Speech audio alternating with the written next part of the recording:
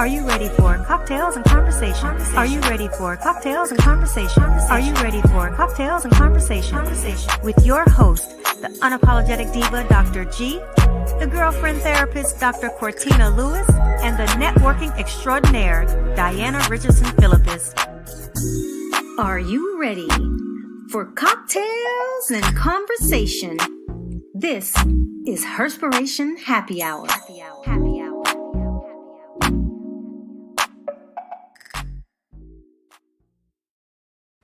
Happy Wednesday, even though I'm starting to feel like, this is going to be another long month, but this is your unapologetic diva, Dr. G. This is Dr. Cortina Lewis, aka the girlfriend therapist. And this is Diana Richardson Philippus, your networking extraordinaire. With a sexy haircut, I swear you make me want to cut my hair. But it's Wednesday. What are we sipping on today? We are sipping on the Devil's Kiss.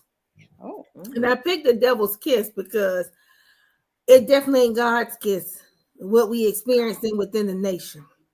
So I picked the Devil's Kiss, and basically what this is, the ingredients that you would need is 1 ounce vodka, 1 ounce raspberry liqueur, 1 ounce cranberry juice, 1 ounce lemon juice, and some fresh raspberries for garnish. So basically what you want to be able to do is in a shaker, you want to combine your vodka, your raspberry, your cranberry juice, and your lemon juice, and you shake well with ice. And then you strain the mixture and pour into a chilled glass.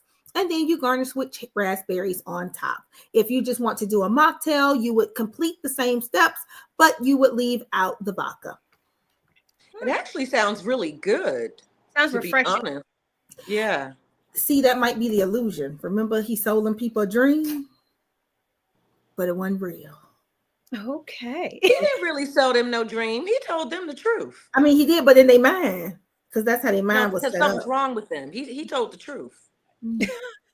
Vote he told the absolute truth. for Donald Trump. You know what? Vote for Donald Trump. Then you saw the Venezuelans on there. Okay. All right. I am not with you today. I am not. You know what? Lord have mercy. Look, outside of that, how has your week been going? Both of y'all, either one of you. How's your this week been going? It's been a long week, but how's your week been going? I would say today was good. We went to regional qualifiers, and my bonus son, he was the youngest in all 100 students that made it to districts. He is 7 years old. He's in the 1st grade, and he was going against 8th graders. Oh, so amazing. Today, he started crying because he didn't make it to the next round. He was heartbroken. I was like, buddy, you're 7. You're the youngest person here, and you are a Black boy. This is definitely Black boy joy. You are smart. You are okay. I said, you have people in 8th grade here. You have 2nd graders, 3rd graders, 4th graders, 5th graders, 6th graders, 7th graders, 8th graders. All of them are older than you, and they're here with you.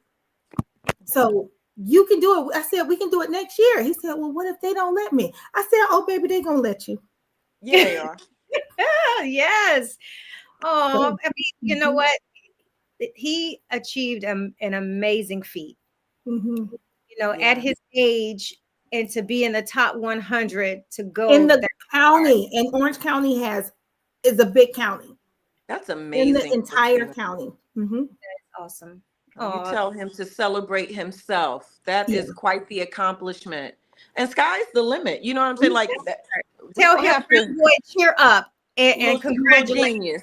Because if he would have went on from today, the top 3 who won today, they go to the national Scripps spelling bee.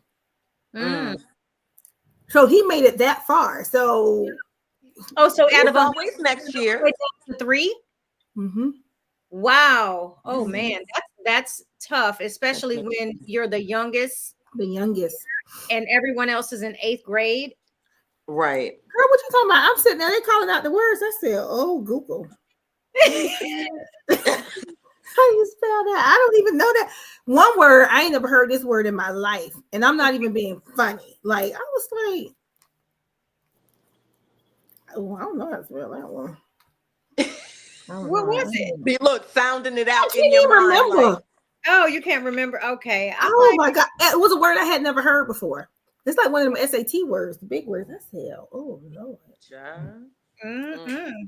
But that's where I'm at. So I'm good. Yeah. No, well, as for me, it is a good week. Look, I'm talking about it was as if it's over. It's only Wednesday. It's been a good week. It's a very busy week. Um, but good. I'm just trying to take some moments and breathe. This weekend, I had to take myself down and have a little bit of chair time, as I like to call it. You know, I talk about my chair.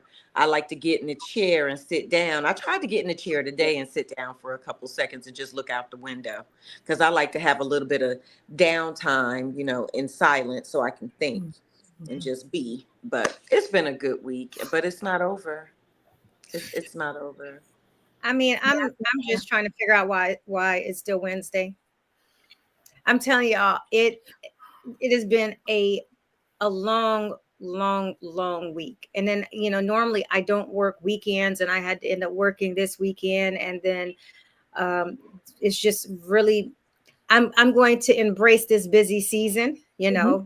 I really am, but it's stressful, and I'm just taking it like one day at a time at this point. And I feel like these days are just like taking their time. I mean, we already knew January was like 12 weeks long. And so February 788 days. I know. And so I'm hoping that February is not as long, because I'm ready for March to get here so I can go on vacation. That's what I'm waiting on. I need a vacation. I hear that. I hear that. Well, I'm anticipating March because my conference is in March and my birthday. So March is my happy time. This month is my happy time a little bit. Oh, that too. I forgot. Because anniversary! Anniversary time! Yes. Time has gone by quickly, but time has also gone by really really slow. But yeah, I'm like, oh my gosh, I'm gonna be celebrating 1 year to Diana, and there's 8. Yeah, 8 whole years. Praise 8 Jesus. whole years. Oh wow. That's a long time. 8 years married, 13 years together. You know what? And you know, speaking of your conference, because it is about, you know, empowerment, and you know, we're talking about business, and I feel like there's some things when we talk about leadership, you know, just moving in and what it takes to inspire people. And I think to inspire people, you have to lead people to something that is inspiring, which really made me think about this conversation that we're going to have. I mean, and that leadership looks different. Just because you might not be in a leadership role does not make you not a leader. And that's one of the conversations that I definitely want to have. But in a climate where I feel like there's so many different things dismantling a lot of things that have been built and created, I think this is a time that we need to have a little more empathy. I think this is time that we have to give each other a little more grace. I think that we need to, you know, be kind, or a little bit kinder. And I know that there's that, you know, I think it's time to stop talking about who voted for who. Honestly, I think we need to figure out now. What can we do now to at least have some level of peace in our lives? You know, and I'm one of those firm believers that at the end of the day, I got a higher power that is going to ensure that I'm going to be okay regardless. However, I am cognizant, and I'm watching, and I hate watching the news right now of how America is being dismantled. And being a civil servant, I take it, former civil servant. I mean, I served for 14 years. I'm also a veteran. And so I've served in the military. And so I'm looking at the United States a little bit differently, through a different lens of what it means to serve. and serve the taxpayers and people who come in from corporate America. It's a very different climate. It really is a very different climate. And so I'm looking at leadership across the board, from business owners to, people in government agencies, hell, Congress. And I'm just like, we need to lead a little bit differently now, because we're in this place where I'm afraid that when you start dismantling so many things, you raise the suicide rate. I'm just going to be quite honest, because now you get people who are now having to literally flip their lives upside down, and the impact is not just to them, it's to their families. And so I wanted to have this very timely conversation about what empathy looks like as people are responding negatively to people's comments online or badgering them, or and it's happening to all of us, whether you voted or not. It's happening to all of us. And so I would love to get you ladies' insight on, are you doing anything different now in how you're navigating some of these spaces and you're dealing with people?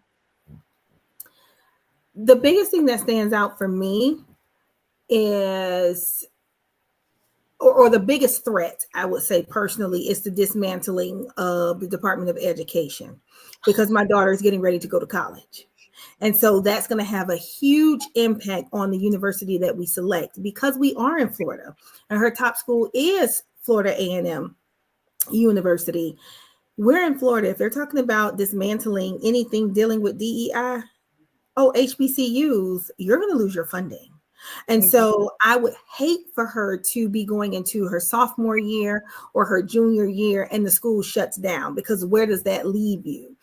So that's like the pressing prominent, because we have all of these acceptance letters and we are visiting colleges right now. We're trying to figure out, where do you go? What do you do? She is very adamant about going to an HBCU, even though she's been accepted to other universities. And that's my number one, proud to the people. But HBCUs will hurt probably the first, as it relates to losing their funding. And so it's scary times, and really trying to figure out what next, what to do, what direction to go in. I don't think I have the answers. I definitely don't. I know she doesn't. It's funny because I typed into Chat GPT today, considering everything going on, should Black students attend HBCUs since Trump has taken presidency? Well, one of the things that came up was, however, the administration's broader educational policies have raised concerns within higher education communities. Recent executive orders have targeted DEI initiatives, leading to the suspension of numerous DEI-related activities and causing institutions to reevaluate their programs and policies. Additionally, proposals to dismantle the Department of Education and reduce federal oversight could significantly impact funding and support for educational institutions, including HBCUs. Given these developments, Black students considering HBCUs should assess how these policies changes might affect their educational experience. Engaging with current students, alumni, and faculty can provide vulnerable insight into how individual institutions are navigating these challenges, and still being able to continue their mission in supporting Black scholars. So, I mean, what do? You just got to pray about it and say, you know what, I'm going to go with my gut, hoping for the best, but also preparing for a backup plan, just in case something were to happen today. So that's kind of the most pressing, because that's like right now, immediate. We need to figure out what school we're going to accept or confirm. Yeah, and I'm glad you bring up DEI. I had shared a post. One of my HR friends who's big in that field and more, she broke it down, and I was like, I never even really thought about it like this, but she broke DEI down so that people who kind of going back and forth about it. And so I'm going to read what she said. Shout out Laquita Ricks, because you're the bomb. And she said, so I'll cut the top out, but she said, here's the deal. She said, let's clear something up. When people hear diversity, equity, and inclusion, they immediately think about it's just about race, but DEI is about way more than that. It's about making sure everyone has a fair shot at success, no matter who they are or where they come from. So here's the deal. Diversity, different types of people in the workplace, race, gender, age, ability, background, etc. Equity, making sure making sure everyone has what they actually need to thrive, not just treating everyone, quote unquote, the same. Inclusion, creating a work environment where people feel valued, supported, and seen, not just hired as a diversity. Then of course, this thing just flipped over on me. I might have to reboot here for a second. I should have just went to her page. Well, while you're looking for that, it's really funny that you're reading that, because that was going to be my comment.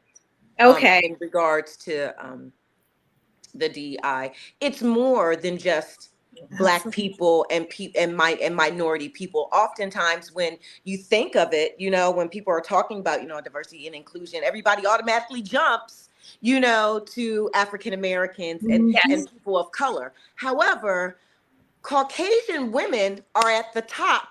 Exactly. That's what I was going to say. We're at the very top of that list. And we're at the very bottom after everybody else.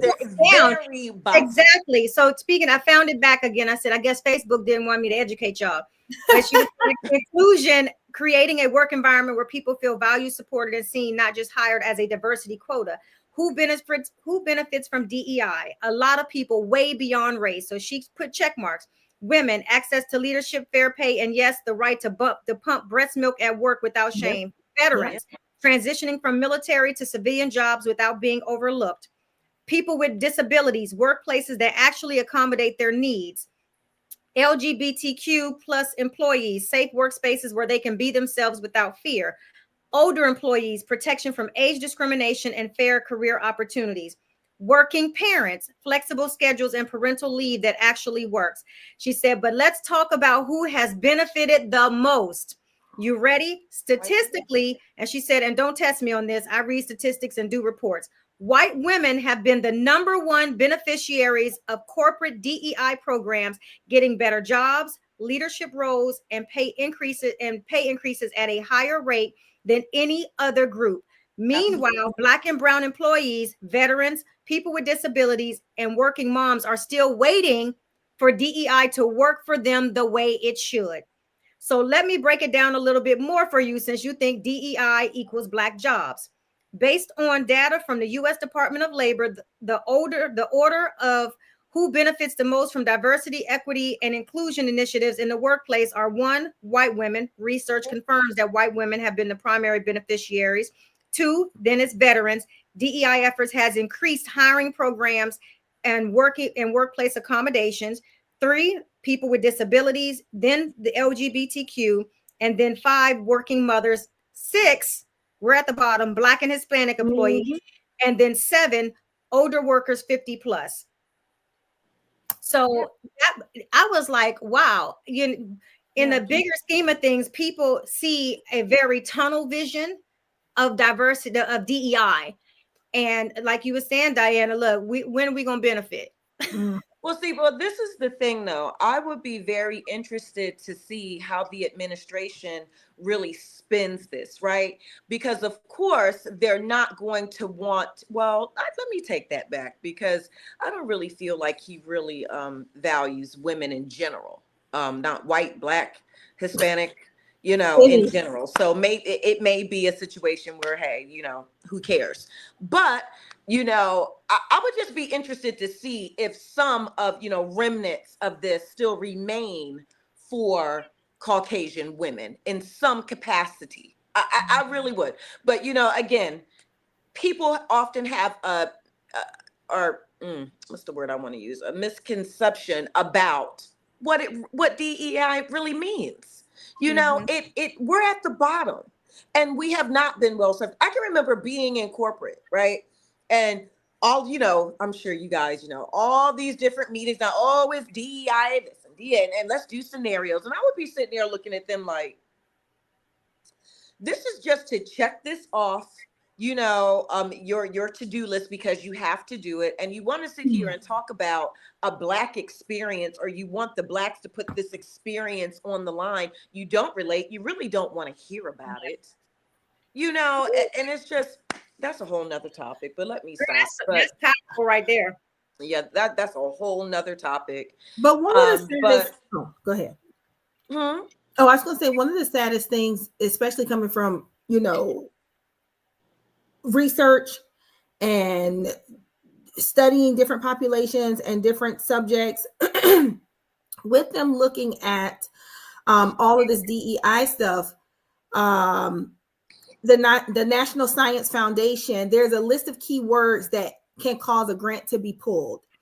So there are some screenshots of some words that if you say these words, your grant is going to be pulled.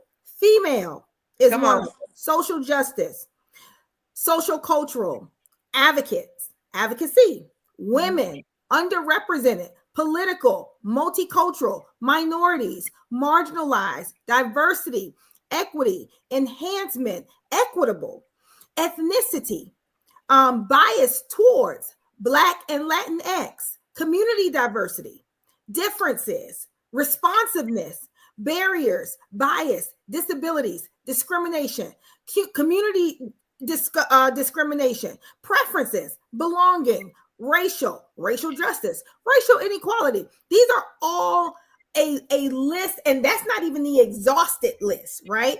And so the National Scientific Foundation, if you are submitting a grant, and let's just say your whole program is based on racial equality, and your grant funding to run your organization comes from the government, you are in jeopardy. I do not appreciate us being pulled from or what's being spent, how they're saying that whites in South Africa are being treated poorly. That's why Trump said he pulled the UN support in South Africa. Mind you, we have the South African immigrant that just then came and did a proper coup. Because he ain't storming, but he got himself in there, and now all his people are in there. I'm like, do we not know what apartheid is? Do we know how long that happened? And you're saying the reason why you're pulling the funding from South Africa, from the United Nations, that helps hundreds of thousands of individuals, is because the white individuals are not being treated fairly. If that's not the most backwards, call it what it is. Call it by its name, please. Call it by its name. We already know what his agenda is, folks. Yeah. He can spin it any which old way kind of he want. We know what the agenda is. Now the question is, right? Can we do anything about it right now? Only thing we can do is call our senators, call our congresspeople. That's all we can do. Put pressure on them. For example, at the end of the day, right? It is imperative that one, we as a culture really begin to come together to support one another. It's time to start thinking outside of the box, okay? And start making some power moves, because this government, and I'm not going to curse because I said I'm trying not to curse in 2025. I've been slipping, but I'm not going to do it today. But they don't care. And the thing about it is, you guys, have they really ever? I mean, seriously, have they really ever? No. So Pam, to your point, when you're like, oh, well, how are you feeling? And when we think about having empathy, I'm gonna need for you to, first of all, let's back that up. Empathy for whom? For each other? What we're going through? So as a community? So to me, I'm saying empathy across the board in terms of the people that we serve and service, regardless. That it's so important, because how we lead is going to make a difference, and we can't allow what's the example that's being set for us to become the status quo. because we know there's no empathy, there's no care, there's no nothing, but there, you know, sometimes we have to continue to lead by what we believe in order to get to where we need to be. Because if we all thought like him, then we're never going to get anywhere. And I don't believe in stooping that low. I'd rather know that I'm going to inspire, than I'm going to, even if you fucked up, and I'll cuss for you. Even if you fucked up and made that vote wrong, and you're paying for that now, I'm going to still have some level of empathy for you, because that's your personal choice. Regardless, it's your personal choice. And I'm just saying, it's not for me to persecute you on your personal choice, but if you are a client of mine, a customer of mine, someone who I am servicing, someone, and one of the things that I even talked about on my, on a post that I did, it's, my clients that I work for y'all. I own my own company, but I only am able to survive because I work for my clients. They're the reason why I stay abreast. So my money don't have a color for political parties. That's so I'm not going to be like, let me treat you nasty, or have anything else that's negative to say. But I'm watching people who I know voted opposite of what of my beliefs, of what I did. And it's all the time. But I'm not going to change how I decide to be a leader, how I decide to inspire, how I decide to relate or unrelate, where I have to change who I am for that. So that's I think it depends on the field, right? Because we had this big conversation as it relates to therapists. Therapists, we're neutral, we're non-biased, right? There are a sliver of therapists that believe that therapy is not social justice. It damn sure is social justice. Mm-hmm. Because what happens in the world affects your emotions. Mm-hmm. And so we had this conversation about, we cannot discriminate against anybody. But as a clinician, how can I hold space for you if your whole premise, your whole idea is hate and to oppress people who look like me? Mm-hmm. It would not be smart for me to pretend, because no matter what happens, you can't be a full blank slate where your goddamn people dying in the street and all of this other kind of stuff, and you are just like, okay, well, I'm gonna turn it on and turn it off. If I was selling the product, if I was Target, I probably wouldn't give a damn. I'm making money, it's green, whatever. But if I'm processing emotions with you, and you're like a rock, and no, do I believe that therapy is advocacy? Absolutely. Do we project our opinions on people? Absolutely not. It is not our job to persuade, to do anything. Now, that is outside of it. But I tell people, as a clinician, if that is a hard space for you, because everything that is happening is tap dancing on everybody's emotion, make sure you are aware of what's happening inside of you, so that you don't fall into the trap where you're like, oh, hell no. I can do this. Like, I cannot do this. And I would have to say, probably for the first time, now I will say, when I was an inpatient, I did work with a racist. He was one of those others, because he was like, but you different. Well, maybe because it was my title, maybe because I was clinical director, he didn't have a choice but to respect me. So I was in a position of power over him. I couldn't say, you can't come here because of your views. No, I can't do that. But he always othered me. But you ain't like them other black. No, sir. Oh, sure. I am those black folks that you are talking about. And so we did not fundamentally see eye to eye, but I was not going to not see him because of his belief. Where we are today is a little bit different playing field. Mm-hmm. And so if you have someone that's coming in and is for the genocide of your people, who is for continued oppression, who wants to see your kind deported back, right? I would say, as a clinician, do not put yourself in that situation. If I am an immigrant and I am working with a client who is talking about, send them back, yeah, they need to go, whatever, that's definitely going to impact my ability to hold space for this person who is preying on my downfall. So when it comes to that, that's more than a difference of opinion. We can disagree on the type of pizza we like. On people's civil rights and civil liberties, that's not up for debate or discussion. Now, I have had people who come in, we're talking about abortion. That's not a big deal, right? You believe it, I don't. I believe it, you don't. Whatever way it goes, that's your right. But when it comes to the health and well-being of other people, that's a line that has to be crossed. When it's bordering you doing the Nazi salute and you okay with that? Yeah, you got to find you a new therapist. You know what? I'm not sure if this relationship is going to continue to be beneficial. I have 3 recommendations, and it's nothing against you, but I know for me, I don't think I am the right clinician to continue to serve you. And that's where it is. So that's why I think it depends on the feel that you are in, because you're dealing with people emotions. They true, raw, real self.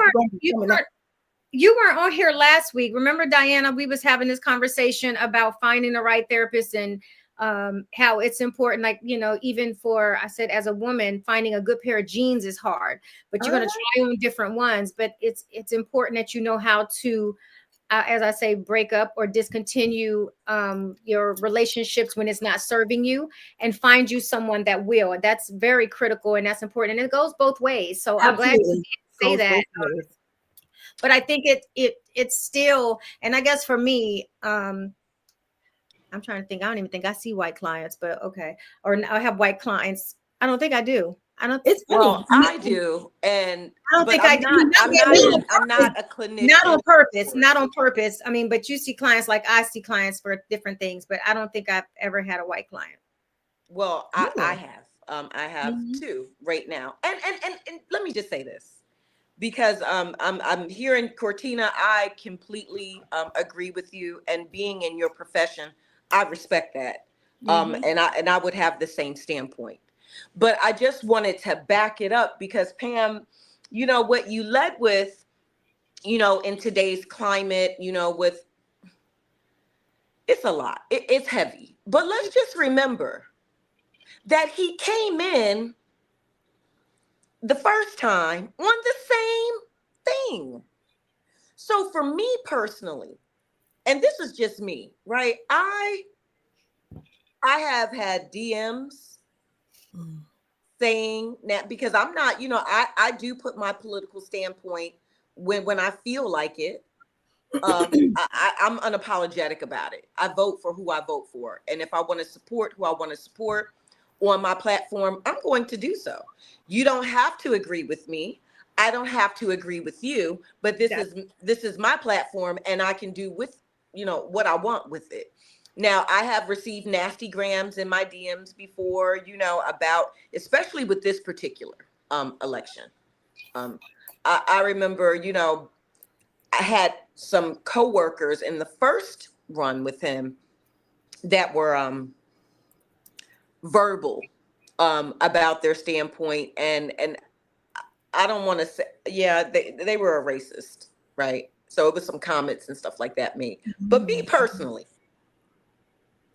I don't engage in that. One, when you say empathy, if you want to call it empathy, I just don't engage. Whatever your political standpoint is, your political standpoint. As long as you can have enough fortitude and common sense, right, to not let it interfere with other things. You can do what you want, like in your home life, do whatever you want. It don't have to come to me, is what I'm saying. I know how to separate. When it comes down to business, I'm always empathetic because I stand on business. First of all, I have a whole business, Empowered Women in Power. I stand on business. So when it comes down to political points of views, that's not going to stop me from working with anyone as long as the relationship is respectful. And I don't entertain nor counsel or can, you know, have consultations or coach any disrespectful client. Yeah. On any level. It ain't got to be any level, that's immediate termination. Thank you. No, we just can't. So yeah, I'm just like, there's, I guess for me, when you say like, empathy and, who people voted for, I know a lot of people that voted for President Trump. Okay. Do you, that's fine. And there's people that look like me that voted for Trump. Do I understand it? No. Do I agree with it? No. Am I going to let that interfere with our relationship? No. But also maybe in the back of my mind, am I like, when he's doing all this nonsense? Yeah, okay. See, but who cares? At the end of the day, let's just move on, because we got 4 years of this shit. Excuse me, stuff. 4 years. 4 years.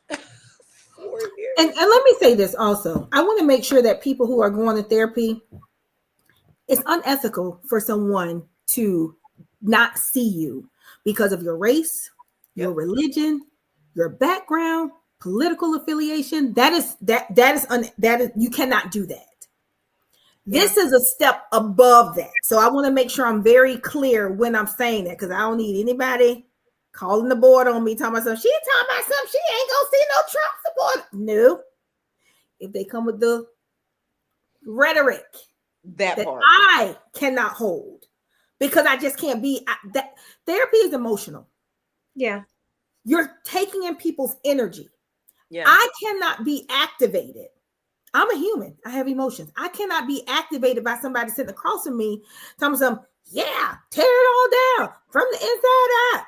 Do this. Get the trans out of here. Strip it down. Who can? No. My practice is inclusive. We include everybody. And I think that's what I'm talking about. Like there's a lot of professionals that watch this.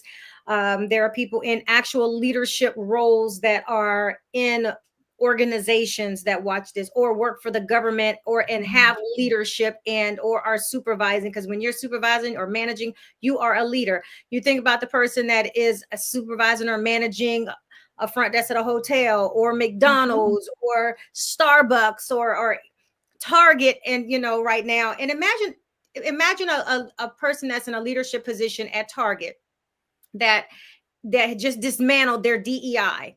And let's say you might not even be the same color as me. You might be a white woman who is a manager, and you're watching this dismantle because this is not who you voted for. This is not what you wanted, but this is what the outcome is going to be. Imagine being in that role and being told you have to downsize on this, get rid of this, and the impact is directly affecting minorities. Imagine being in that position. And so I think, but people are saying boycott, boycott, boycott, not also looking at the bigger picture. Now, I'm not saying go shop at Target or anywhere else. I'm saying we need to have a little more empathy, because there are people that are being impacted at all levels, and they also have to be, they're in positions now where they have to make decisions that they don't agree with, because they are being told by leadership higher than them. But because of their roles, it's like, I'm on the chopping block too. So do I go against it and then I'm out? Or how do I support that and still hold on to my beliefs? And so there is a level of empathy that we still have to be cognizant of, to make sure that we are all okay.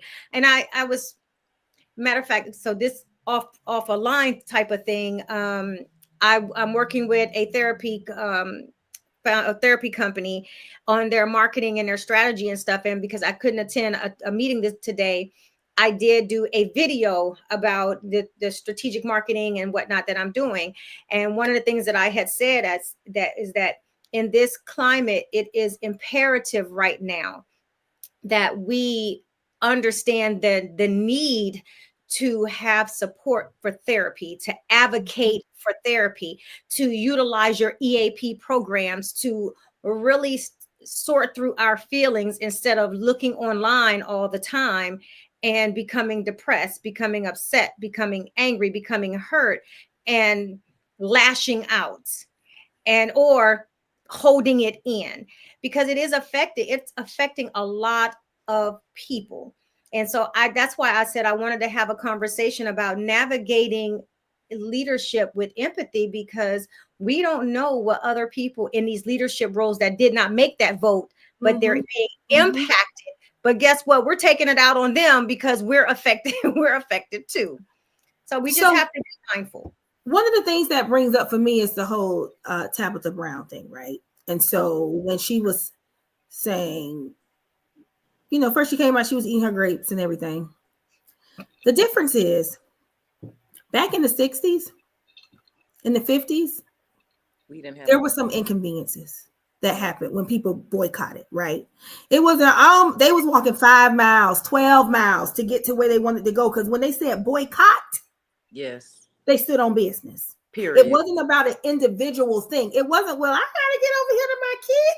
They shut it down. And the only reason why something changed, because the bottom line, the money started looking funny. And they was like, oh, we need to change this because our money is being affected. I don't think the Montgomery Bus Corporation really cared about Black people. They cared about that green dollar.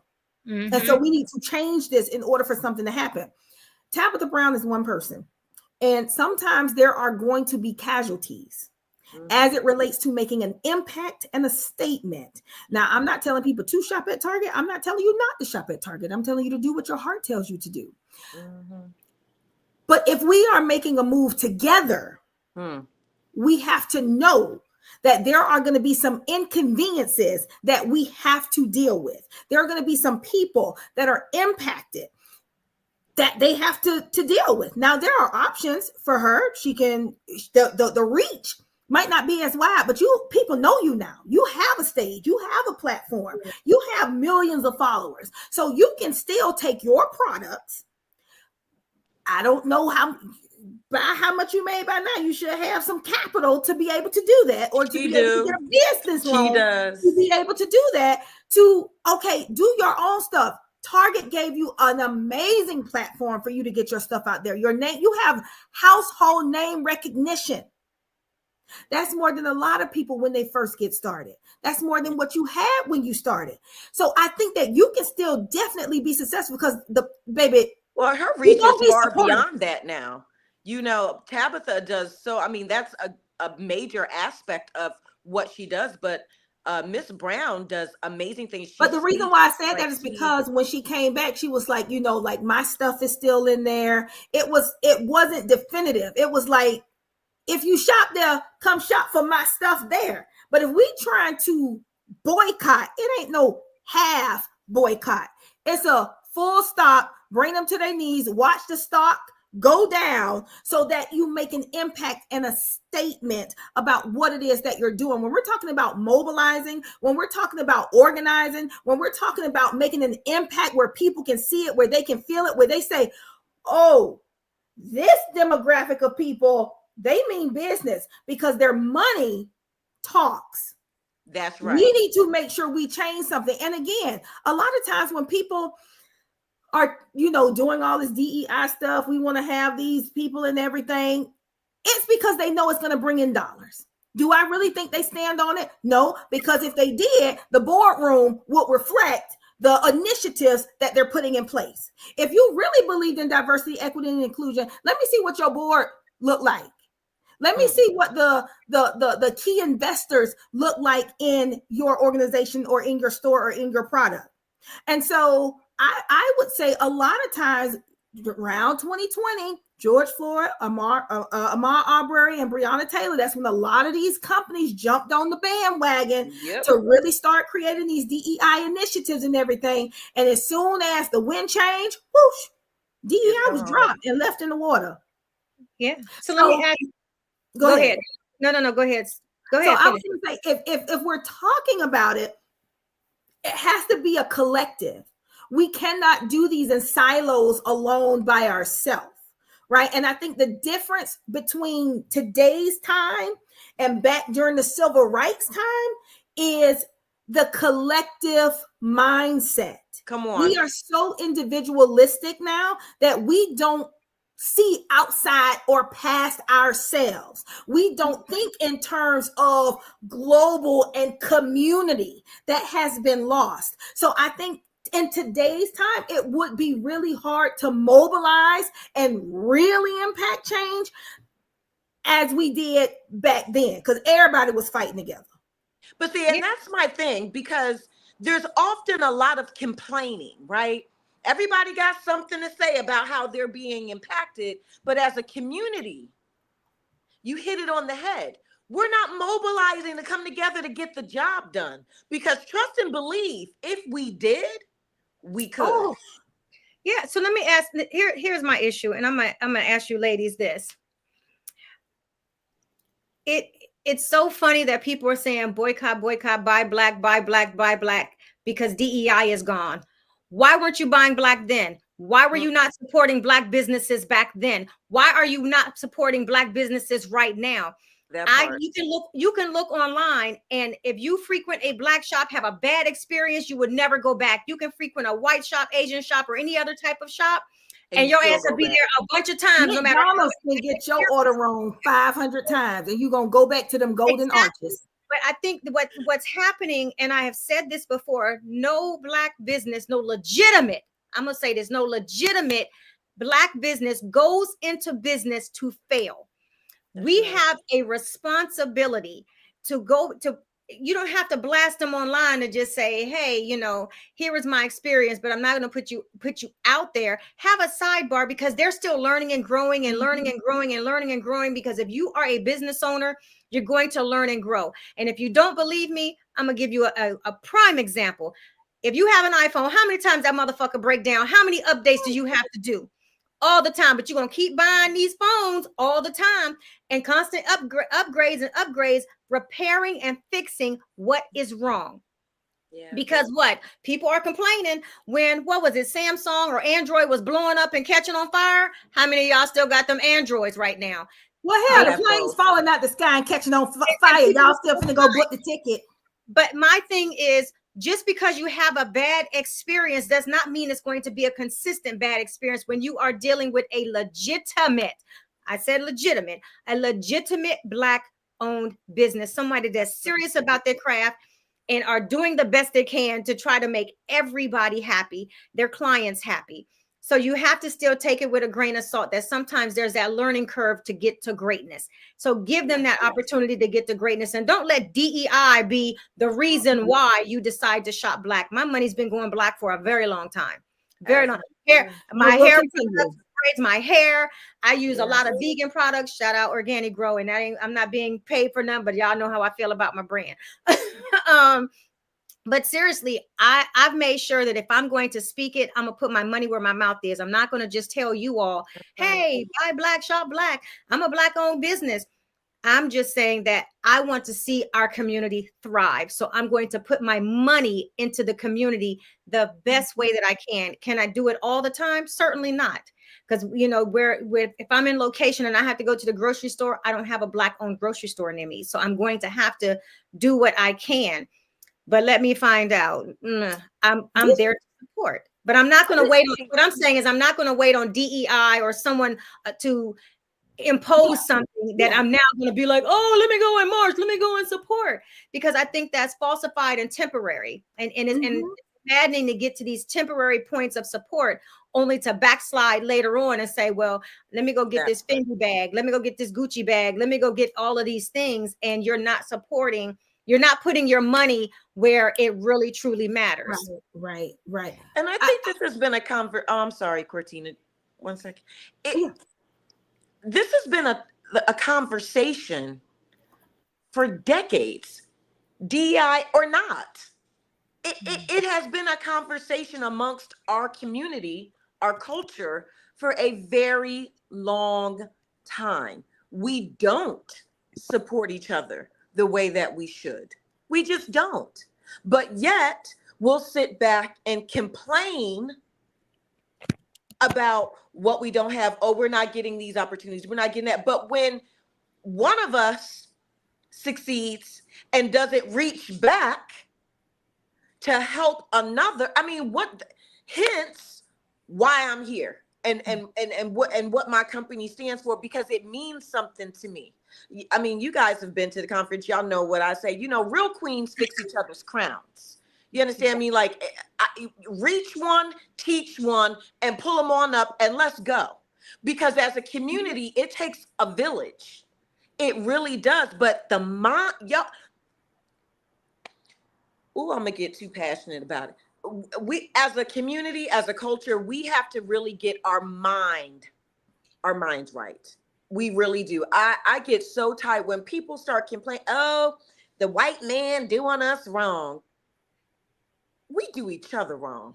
And then you expect for another race to treat us right, to respect us. We don't respect each other. Let's get into that.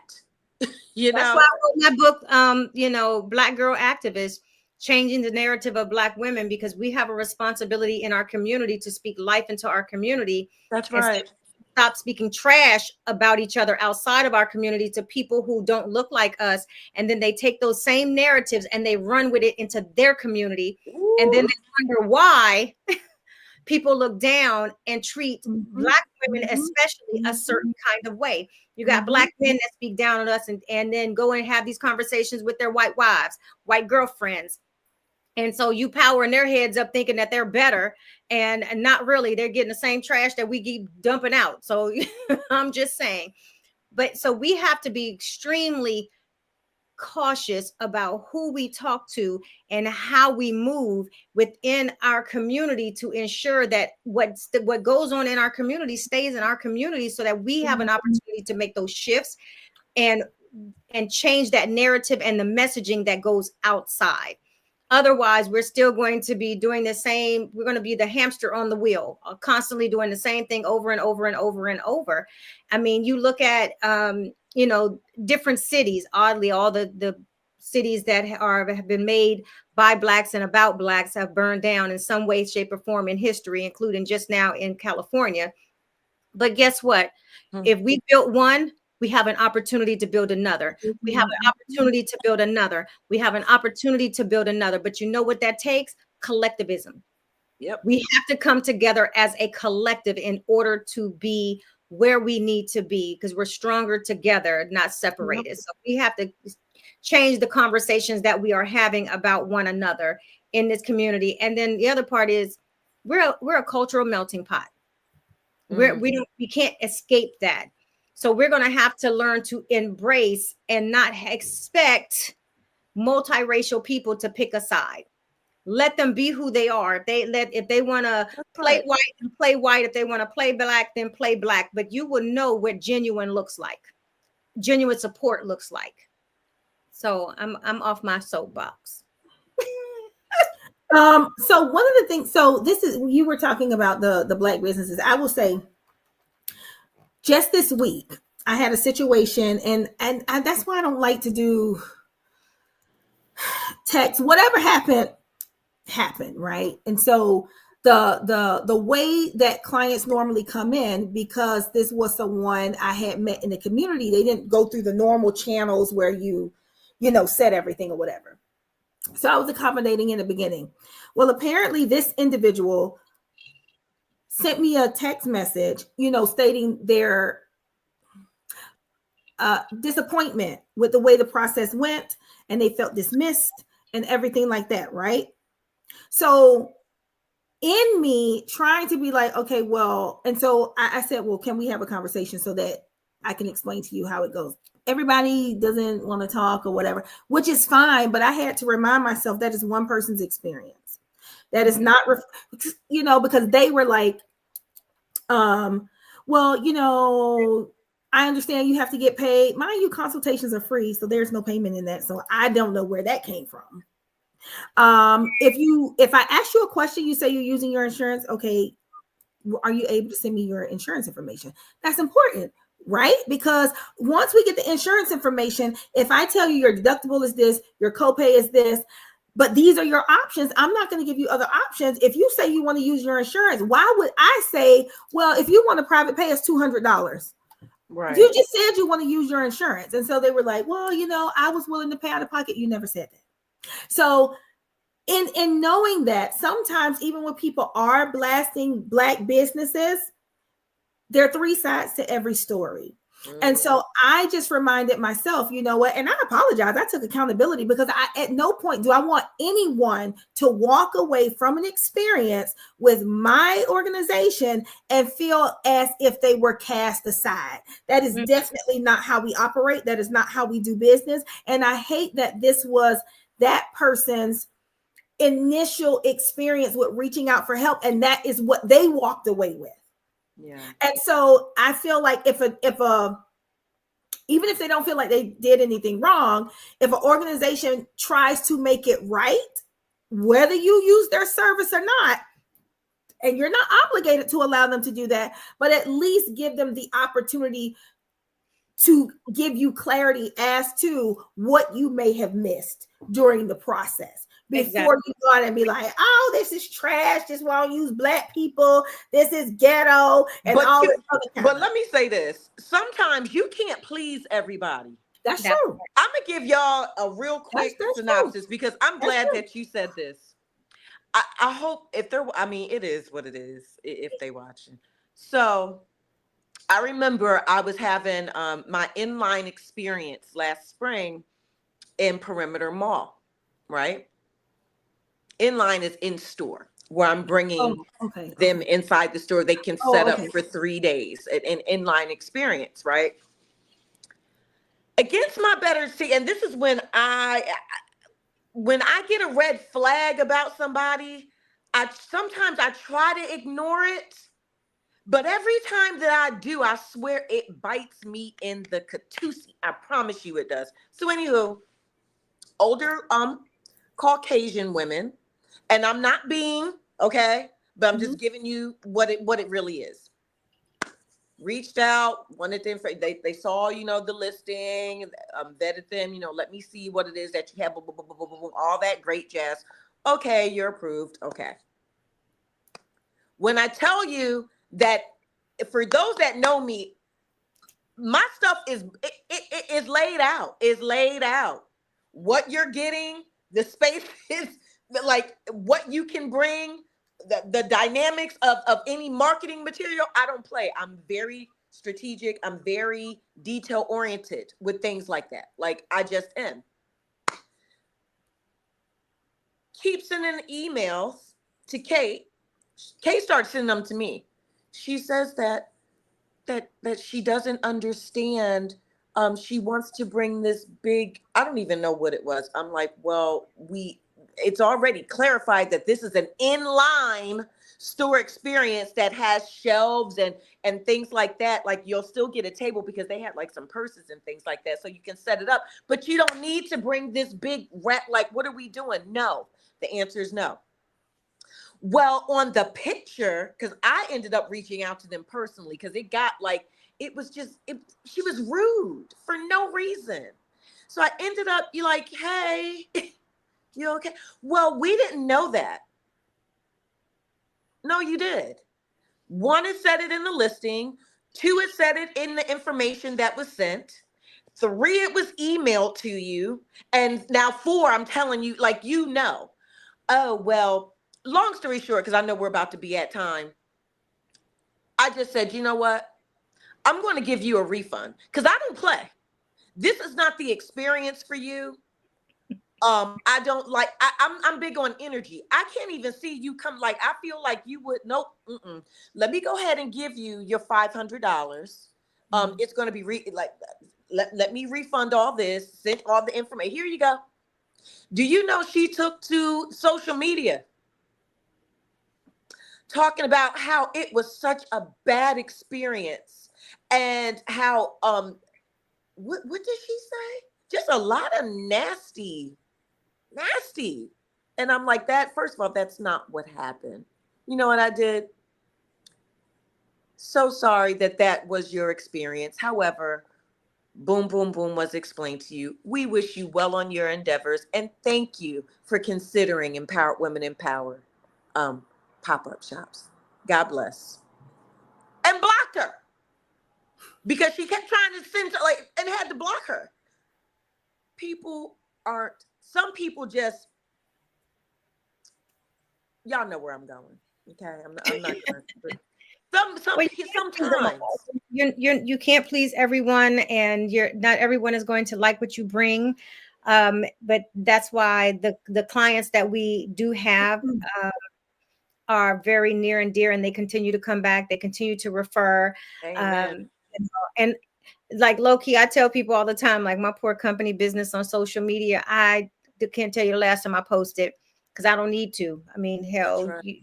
like even on TV, have you ever seen Gucci have a commercial on television? So, and they keep people in their stores. So I work extremely hard, and so word of mouth can kind of keep you going, and a referral and a referral and a referral and a referral. It's free, and that's how you can support Black businesses. So I think that one, step up and just say, you don't have to blast a Black business because of your poor experience, because Black businesses, as I said, are growing. There's always a teachable moment. And if you are a Black business, you would thrive more off of the criticism that can help you grow. So don't look at it as a negative. Look at it as a growth opportunity to make changes and shifts in either your products or your services, or even a reflection of you. How could I have done this differently? Amen. And I'm going to tell you this here, as a leader in at all, you're going to always be asking yourself, how can I do this? What could I have done differently throughout the day? No matter what you did, you might have cut somebody out in traffic. Look, you might have cut somebody out in traffic, and you could think to yourself, that wasn't necessary. What could I have done differently? How could I have communicated that differently? And so we have to live in that space, as I said, of empathy and realizing and giving ourselves grace that we're not perfect. We can't expect other people to be perfect. So I'm hoping that we all take a pause as we are navigating these I don't even know what I wouldn't even say waters at this point. Fires, waters, hurricanes, hurricanes in the wintertime. I'm waiting for one to come. Because I have seen earthquakes happen in places, snow happen in places. But seriously, I just think that this is a really good time to lean in and take care of your mental health, your mental wellness, and live in an authentic space to have real conversations with real people. But also, I'm going to say this. I know that people be like, I don't like therapy. Therapy is not because you have issues. Therapy is sometimes just an immediate outlet that you are able to process and have someone help you process what you are emotionally feeling. Right. So I'm always going to be a mental health advocate, even though I won't practice. Diana, what do you have going on, and where can everybody find you at? I have a lot going on, but as you guys know, the WBNC is approaching fast. It is March 22nd here in Atlanta, Georgia. We are now in our 4th year at the Crown Plaza Midtown Hotel. That is March 22nd. Early bird is over for those that didn't catch the wave. It showed out to y'all, but tickets are still on sale. So run on over. You can find me on all social media platforms at Diana Richardson Philippus. And be sure to go ahead and check out empoweredwomenempower.com. You can learn more about the Women in Business Networking Conference if you haven't visited the platform, as well as the many other great things that we do in and for the community. All right, Cortina, Dr. Lewis, what you have for us?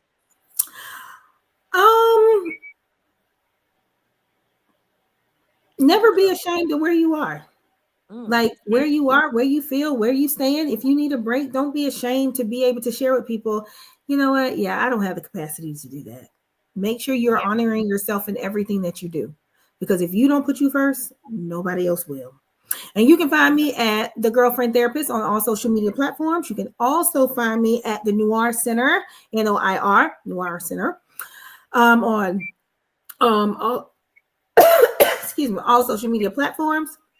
And I am preparing. My daughter is Miss HBCU Teen Florida.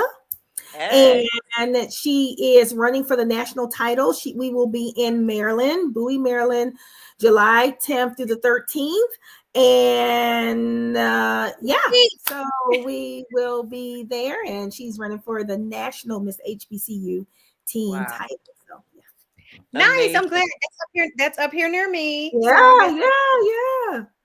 No, you can find me on all social media platforms at IAMDRPGURLEY. I am Dr. P. Gurley.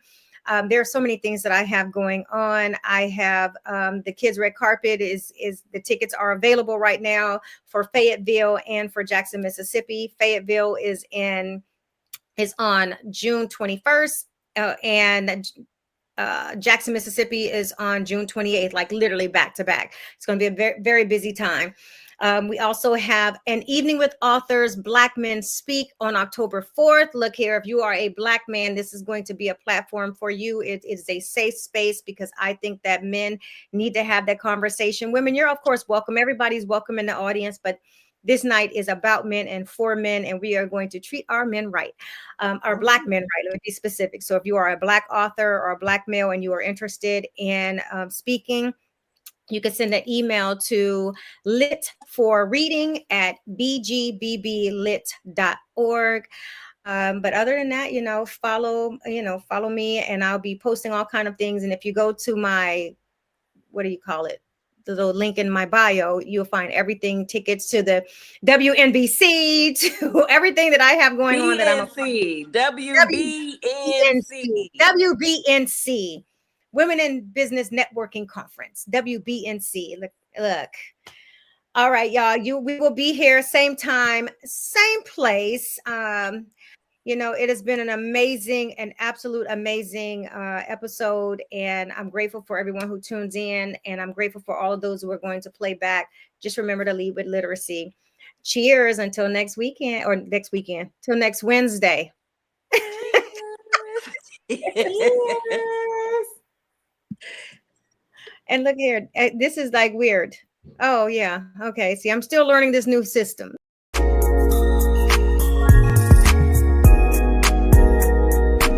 This is Herspiration Happy Hour.